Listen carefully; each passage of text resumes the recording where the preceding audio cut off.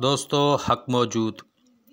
दोस्तों अज Sindh United party के मरकज़ी सदर मोहतरम सैयद ज़ैन शाह साहब के ऐलानियल सिंध गिर एहतजाज नसीराबाद में भी सिंध यूनाइटेड पार्टी की मेज़बानी हेठ ज़िले सदर डॉक्टर मोफल पोटरो की अगवानी हेठ थी गुज़रियो।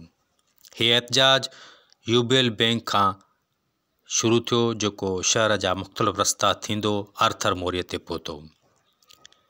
हिन एहतजाज में ज़िले सदर डॉक्टर मोबली फुलपोटरो सां गॾु सैयद मोहम्मद शाह, फ़कीर अली गुल कंदड़ो, मंसूर काठियो, इरफान शेख, वकील ओडाणो, अब्दुल गनी ओडाणो, मीर फुलपोटरो, अतर सिंधी, शाहरुख नूनारी, आबिद खुआवड़, GM लाशारी, वाजिद फुलपोटरो ऐं ॿिया पिणु करे रहिया हुआ।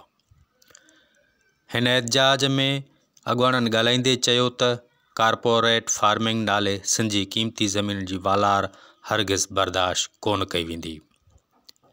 उन मौक़े ते मुज़ाहिरीन मीडिया सां ॻाल्हाईंदे वधीक चयो त पीपल्स पार्टी ऐं निगरान सरकार मिली भगत करे सिंध जूं लखे एकड़ ज़मीनूं नेशनल ऐं इंटरनेशनल कंपनियुनि हवाले करे सिंध मथां कब्ज़े की साज़िश करे रहियूं आहिनि। सिंध जूं क़ीमती ज़मीनूं तरक़ीअ जे नाले फॿाइण बजाए बेज़मीन हारियुनि में विरायूं वञनि त जीअं ख़ुशहाली हारियुनि जो मुक़दर बणिजे। असांजे YouTube चैनल खे लाइक कयो, शेयर कयो ऐं सब्सक्राइब कयो।